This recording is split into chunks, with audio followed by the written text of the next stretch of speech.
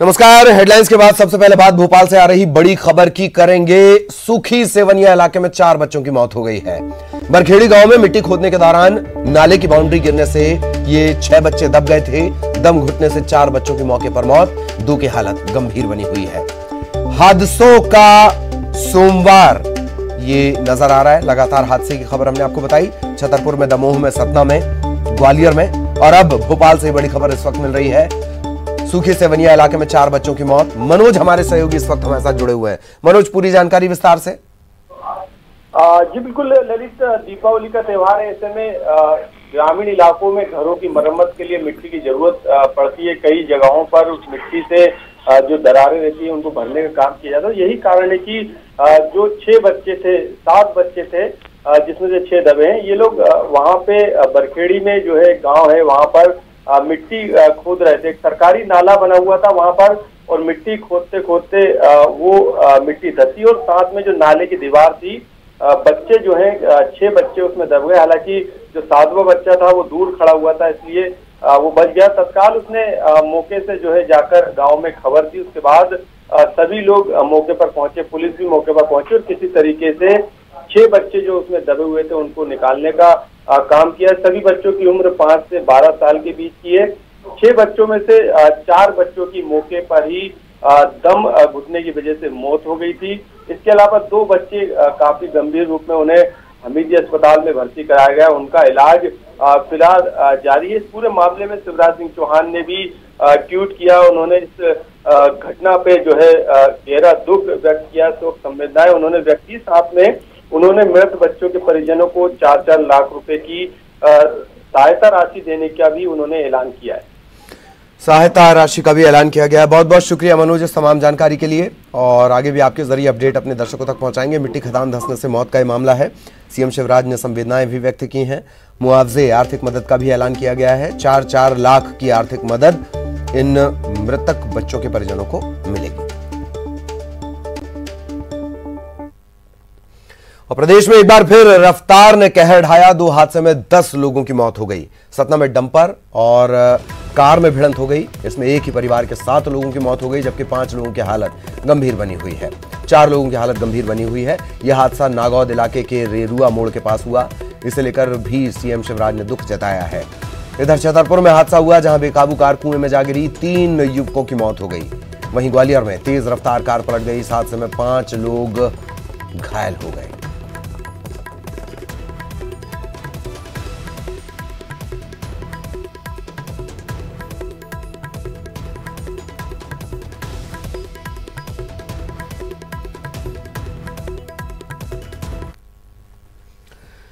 इधर Jabalpur Tendukheda state highway पर आज सुबह बस और ट्रक की भिड़ंत हो गई। टक्कर के बाद बस बेकाबू होकर पलट गई। इसमें तकरीबन 24 यात्री जख्मी हो गए हैं। 2 लोगों की हालत गंभीर बताई जा रही है। बताया जा रहा है कि बस सैलवाड़ा से तारादेही जा रही थी और इसी दौरान तेंदुखेड़ा से 3 किलोमीटर की दूरी पर बस और ट्रक की टक्कर हो गई। टक्कर के बाद बस बेकाबू हुई, रोड से नीचे उतरकर पलट गई। सभी घायलों को तेंदुखेड़ा सामुदायिक स्वास्थ्य केंद्र में भर्ती करवाया गया है।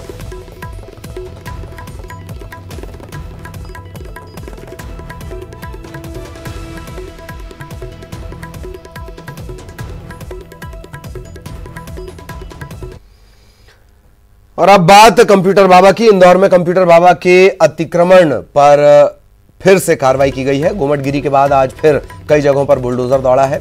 आज सुपर कॉरिडोर में अतिक्रमण हटाकर 5 करोड़ की जमीन मुक्त कराई गई है। इसके बाद अंबिकापुर एक्सटेंशन पर भी कार्रवाई हुई है। इसके अलावा अंबिकापुरी कालीपीठ मंदिर में तोड़फोड़ के बजाय जिला प्रशासन ने रहवासी संघ को मठ के कमरे सौंपने का फैसला लिया है। जांच के दौरान आज भी कई खुलासे हुए। इसमें जमीन की रजिस्ट्री भी मिली है। कंप्यूटर बाबा ने सांवेर में 3 हेक्टेयर जमीन खरीदी। साथ ही ये भी पता चला कि मंदिर का उपयोग जमीन की खरीद फरोख्त के लिए किया जा रहा था। अब प्रशासन ने बैंकों से लेखा जोखा मांगा है।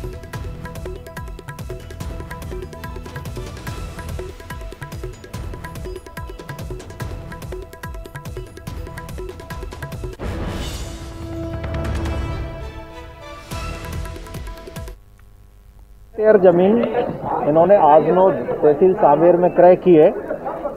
वरिष्ठ अधिकारियों को मैंने अवगत करा दिया है। इसमें देखने की ज़रूरत है कि यहाँ पर जहाँ पर मंदिर है, पवित्र स्थान है, इसका उपयोग ज़मीन की खरीद फरोख्त के लिए किया जा रहा था और नामदेव दास त्यागी के नाम से खुद ये रजिस्ट्री है। इससे बड़ा प्रमाण क्या हो सकता है।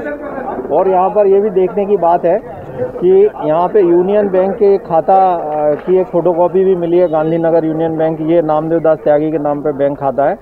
हमने वरिष्ठ अधिकारियों को अवगत कराया है। कलेक्टर महोदय ने एलडीएम को और यूनियन बैंक को निर्देश दे दिए कि उनके खाते के ट्रांजैक्शन के संबंध में संपूर्ण जानकारी निकालें। और इधर कंप्यूटर बाबा से मिलने के लिए कांग्रेस के नेता पूर्व मंत्री जीतू पटवारी वो उनसे जेल में मिलने वाले हैं। प्रेमचंद गुड्डू और ऐसे कई नेता जेल गेट पहुंच चुके हैं। विधायक विशाल पटेल, संजय शुक्ला वो भी साथ हैं। दिग्विजय के नहीं जाने पर यह रणनीति बदली है। दरअसल दिग्विजय सिंह आज मुलाकात करने जाने वाले थे। तकरीबन 2 बजे का वक्त तय किया गया था, लेकिन अचानक से उन्हें दिल्ली जाना पड़ा। यह भी बड़ा इंपॉर्टेंट है। तो दिल्ली के लिए दिग्विजय को चूंकि दिल्ली जाना पड़ा, यही वजह है कि रणनीति बदली है और अब ये तमाम नेता यहां पर पहुंचे हैं।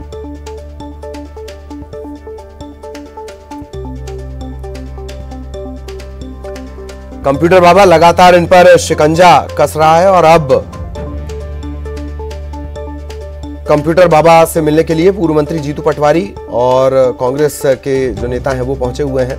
प्रेमचंद गुड्डू, इनका भी सांवेर सीट से कल फैसला होना है कि किस्मत का। उससे पहले जेल गेट ये सभी लोग पहुंच चुके हैं। विधायक विशाल पटेल हैं, संजय शुक्ला हैं।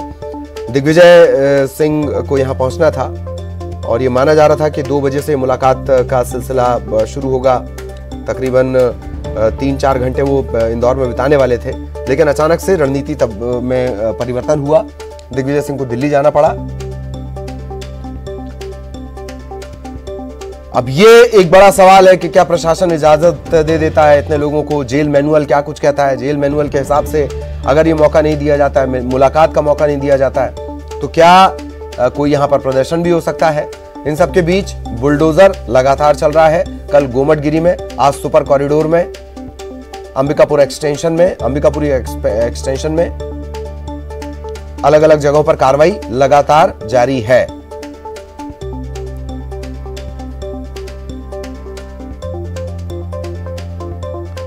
सहयोगी अरुण इस वक्त हमारे साथ जुड़े हुए हैं, सीधा आपको इंदौर लिए चलेंगे। अरुण, क्या कुछ अपडेट इस वक्त तक का, प्रशासन का क्या रुख है, जेल मैनुअल इसकी इजाजत देता है नहीं देता है, ये तमाम बातें हैं। इन सबके बीच भारी पुलिस जाब्ता भी तैनात किया गया है, ये भी जानकारी मिल रही है। अरुण,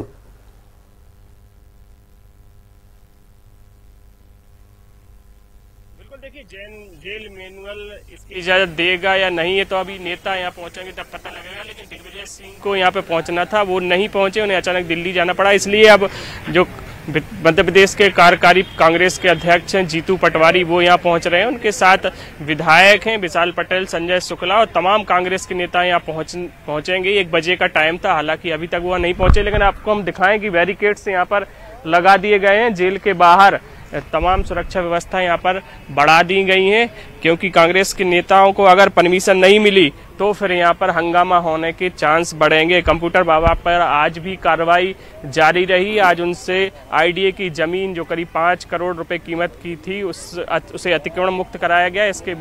इसी बीच जो काली पीठ मंदिर है वहाँ पर भी कार्रवाई जिला प्रशासन ने की है, जहाँ पर उनसे यूनियन बैंक की एक पासबुक मिली है और रजिस्ट्री के कागजात मिले हैं। सांवेर में उन्होंने 3 हेक्टेयर ज़मीन खरीदी है, उसके कागजात भी मिले हैं, सब जांचें की जा रही है। इसके अलावा जो सीसीटीवी कैमरे कल उनके आश्रम में मिले थे, उनकी हार्ड डिस्क भी जब्त की गई है, उसकी भी जांच की जा रही है। उससे खुलासा होगा कि कौन कौन लोग इस आश्रम में आते थे, क्या क्या गतिविधियां इस आश्रम में चलती थी। जो उनका गोमटगिरी का आश्रम है उसकी जांच भी पुलिस कर रही है। यानी दिनों दिन कंप्यूटर बाबा पर शिकंजा कस रहा है।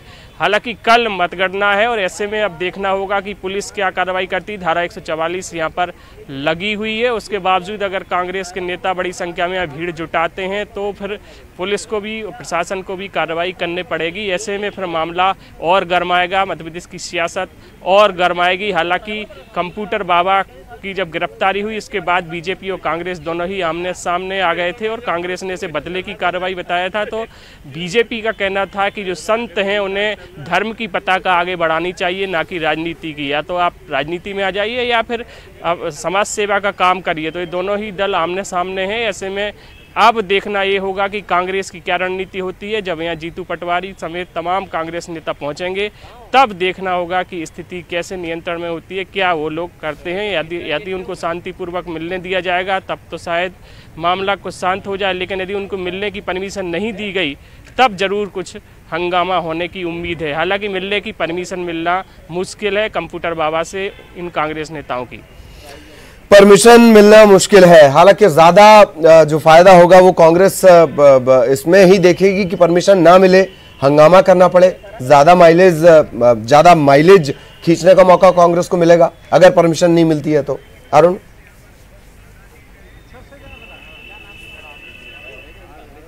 बिल्कुल कांग्रेस का तो माइलेज लेने का ही मामला है, क्योंकि दिग्विजय सिंह भी इसी मकसद से यहाँ पहुँच रहे थे, क्योंकि जेल में मिलने का कोई मतलब नहीं है। क्योंकि कंप्यूटर बाबा के खिलाफ जो कार्रवाई हुई है वो जो इन्हें कब्जा किया हुआ था, अवैध कब्जा जो किया होता उसको लेकर कार्रवाई हुई है। 10 ट्रक सामान उनके आश्रम से निकला है, तमाम ऐशो आराम की चीज़ें उनके यहाँ से निकली हैं। मसाज के शौकीन भी बाबा के बारे में कहा जा रहा है, क्योंकि महंगे महंगे परफ्यूम और तमाम चीज़ें उनके आश्रम से विलासिता की मिली हुई हैं। कंप्यूटर मिले हैं, जो इलेक्ट्रॉनिक गैजेट्स हैं वो मिले हुए हैं, साथ ही एसी लगाकर बाबा वहाँ पे रहते थे। क्रिस्टा गाड़ी भी मिली है, साथ ही 315 बोर की बंदूक, एयरगन, तलवारें, तमाम चीज़ें मिली हैं जो बाबाओं के यहाँ से ऐसी उम्मीद नहीं की जा सकती। संत महात्माओं के यहाँ ऐसी चीजें होंगी, लेकिन आजकल ज्यादातर संत महात्माओं के यहाँ से यही मिल रहा है, इस तरह की चीजों। जी, चलिए मैं आपको रोक रहा हूँ, वक्त की थोड़ी कमी है। बहुत बहुत शुक्रिया अरुण आपका इस तमाम जानकारी के लिए। सहयोगी अरुण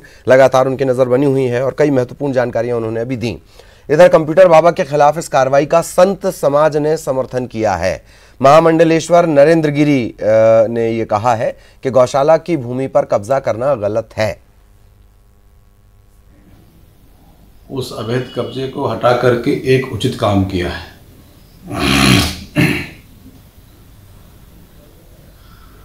क्योंकि आश्रम के नाम पे आप अवैध असलाह रख रहे हैं। तमाम ऐसी वस्तुएं पाई गई जो संतों के मर्यादा के विपरीत है।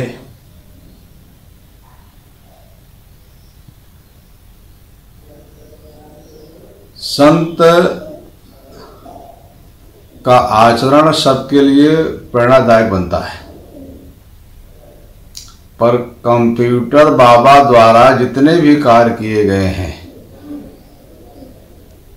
वह संतों के मर्यादा के विपरीत किए गए हैं। और नतीजों के पहले सुर्खी में जीत के पोस्टर लगने शुरू हो गए हैं। बीजेपी के प्रत्याशी गोविंद सिंह राजपूत, उनके जीत के पोस्टर राहतगढ़ में लगा दिए गए हैं। समर्थकों ने पोस्टर लगाकर बधाई भी दी है।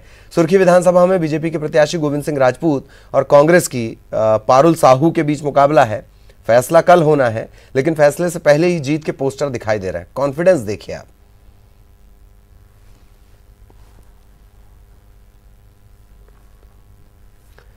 तो नतीजों से पहले ही एलानिया जीत एक तरीके से कर दी गई है।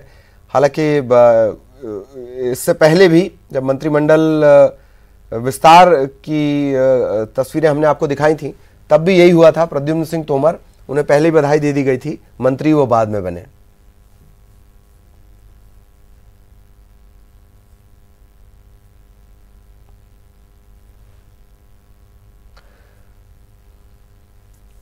सहयोगी रचित इस वक्त हमारे साथ जुड़े हुए हैं, सीधा आपको लिए चलेंगे सागर में, और किस तरीके के पोस्टर हैं इसको लेकर भी हम चर्चा करेंगे। रचित, क्या एक ही जगह ये पोस्टर लगा है या और जगह पर भी ये पोस्टर लगे हैं? ये गजब का कॉन्फिडेंस है कि जीत की बधाइयां दे दी गई पहले ही। जी ललित, देखा जाए सुर्खी विधानसभा के जो राहतगढ़ है उसमें बीजेपी प्रत्याशी गोविंद सिंह राजपूत के ऐतिहासिक जीत और बधाई के पोस्टर लगाए गए हैं। हालांकि ये पोस्टर सिर्फ अभी राहतगढ़ में लगाए गए हैं। राहतगढ़ में युवा मोर्चा के कार्यकर्ताओं ने ये पोस्टर लगाए हैं। हालांकि अगर देखा जाए तो परिणाम कल आना है और 12 बजे तक ये स्पष्ट हो पाएगा कि बीजेपी की जीत होगी या कांग्रेस की। लेकिन समर्थक हैं जो गोविंद सिंह राजपूत के, वो खासा उत्साहित दिखाई दे रहे हैं और उन्होंने परिणाम आने के पहले ही ये उत्साह में ये पोस्टर लगा दिए हैं। आज जब हमने उनसे बात की तो उनका बीजेपी प्रत्याशी गोविंद सिंह राजपूत का यही कहना है कि इस संबंध में मुझे तो कोई जानकारी नहीं है, लेकिन समर्थकों ने चुनाव में मतदाताओं के बीच में काम किया है तो उनका जो उत्साह है और देखा जाए तो उनका लिए जो विश्वास है कि वो जीत हासिल कर रहे हैं तो उन्होंने ये पोस्टर लगाए हैं। लेकिन कहीं ये समर्थकों का जो उत्साह है ये परिणाम आने से पहले कहीं भारी ना पड़ जाए, ये देखने को मिल सकता है कल। चलिए, ये भी अद्भुत है। आयोग की एक पूरी व्यवस्था है जमहूरियत में, लेकिन कार्यकर्ताओं का अति उत्साह ही इसे बताया जाएगा। बहुत बहुत शुक्रिया आपका रचित, इस तमाम जानकारी के लिए। सहयोगी रचित हमारे साथ जुड़े हुए थे। तो काउंटिंग का काउंटडाउन शुरू हो चुका है। कल ये तय हो जाएगा कि किसका मंगल होगा और कौन सत्ता के सिंहासन पर बैठेगा। नतीजों को लेकर चुनाव आयोग ने चुनाव आयोग पूरी तरह तैयार है। सियासी दलों की तैयारियां पूरी हो चुकी हैं। कांग्रेस और बीजेपी अपने अपने दफ्तर में बड़ी बड़ी स्क्रीन लगा चुके हैं। तो दिवाली किसकी होगी इसका फैसला कल हो जाएगा। इसके साथ ही कल दिग्गजों की अग्नि परीक्षा के नतीजे भी आएंगे।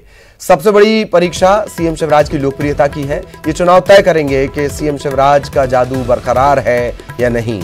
उपचुनाव में सबसे बड़े राजदार महाराज यानी ज्योतिरादित्य सिंधिया। ये चुनाव किसी पहाड़ सा उनके लिए है। अगर ये कहें कि ये नतीजे सिंधिया का राजनीतिक भविष्य और पार्टी में उनका दबदबा तय करेंगे तो गलत नहीं होगा। बीजेपी प्रदेश अध्यक्ष की कमान संभालने के बाद वीडी शर्मा के लिए भी ये चुनाव एक बड़ी चुनौती है।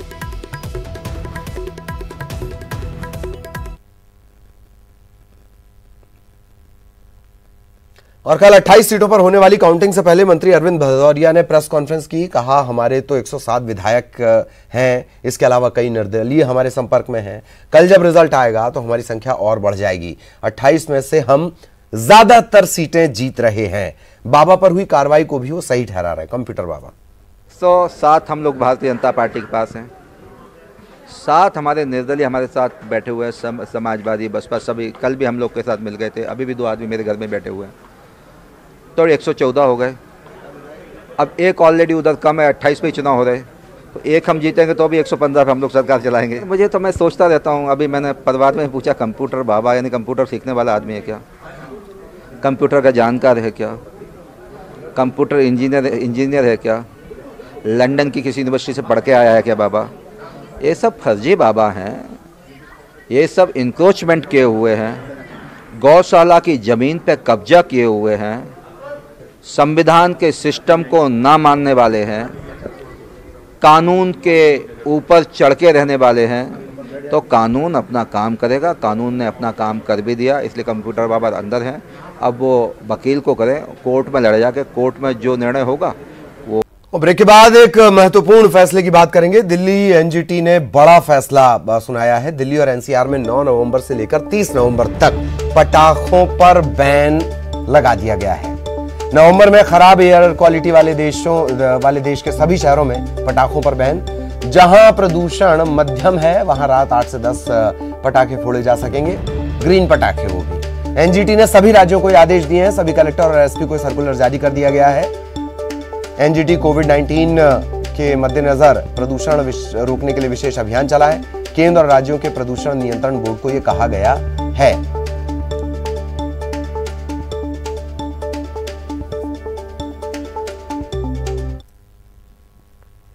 रतलाम में प्रशासन की लापरवाही के बीच विधायक को टैक्स चोरी पकड़नी पड़ रही है।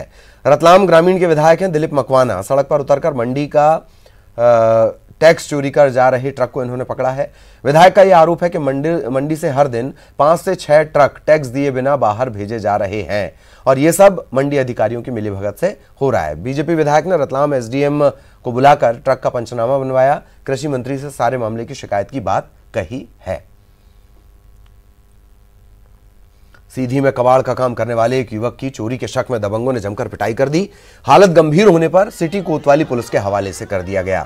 बताया यह जा रहा है कि थाने में भी इस युवक को बेदम पीटा गया, इसके चलते इसकी मौत हो गई।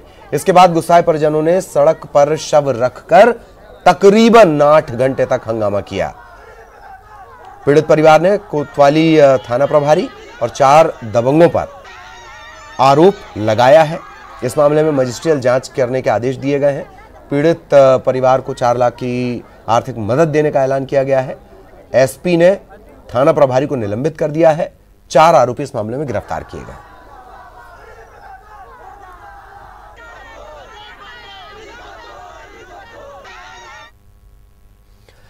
बुरहानपुर के नेपानगर वन परिक्षेत्र के जंगलों में अतिक्रमणकारियों के हौसले बुलंद हैं। शनिवार को यहां अतिक्रमण हटाने गए पुलिस और वन विभाग के अमले पर हमला किया गया।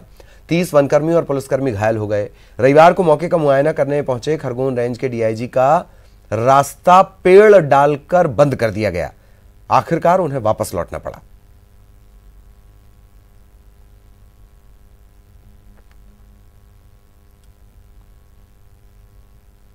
और क्या आप जानते हैं कि गंगा में 80% पानी हिमालय के सैकड़ों प्राकृतिक झरनों से आता है। अगर काल्पनिक रूप से हम इस 80% पानी को निकाल दें तो शेष 20% पानी में 4% सीवेज है। इसका मतलब है कि नदी का पानी पूरी तरह से अनुपयोगी हो जाएगा। विडंबना यह है कि गैर पर्यावरण अनुकूलन विकासात्मक गतिविधियों के कारण ये झरने मर रहे हैं। यदि इन पहाड़ों में रहने वाले समुदाय इन स्रोतों का पुनर्जीवित करने के लिए कड़ी मेहनत न कर रहे होते तो हमारा भविष्य वास्तव में अंधकारमय हो जाता।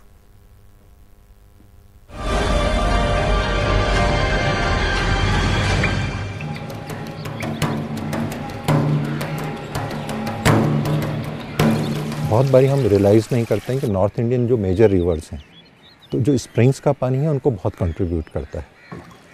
जो आइसोटोपिक स्टडीज़ भी की गई, इवन गैंजेस अगर बरेली वगैरह तक देखें 80% of the water in Ganges is comprised of water from the springs. अगर ये सारे स्प्रिंग्स सूख जाएंगे तो 80% पानी गंगा में कम हो गया तो इंटायर गैंजेस डेल्टा जो हम फ्लड प्लेन्स बोलते हैं वो नहीं रहेंगे।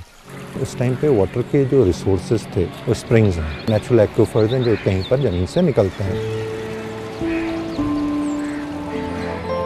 शुरू में उतना यहाँ पर एक्सटर्नल लोड नहीं था। जैसे जैसे वो बढ़ा, लोगों की नीड्स बढ़ गए, कंजम्पशन बहुत बढ़ गया और दूसरा रोड नेटवर्क का डेवलपमेंटल एक्टिविटीज़ हुई तो जो एक्विफर्स का जो नेचुरल रिचार्ज एरिया थे वो डिस्ट्रॉय होने लगे।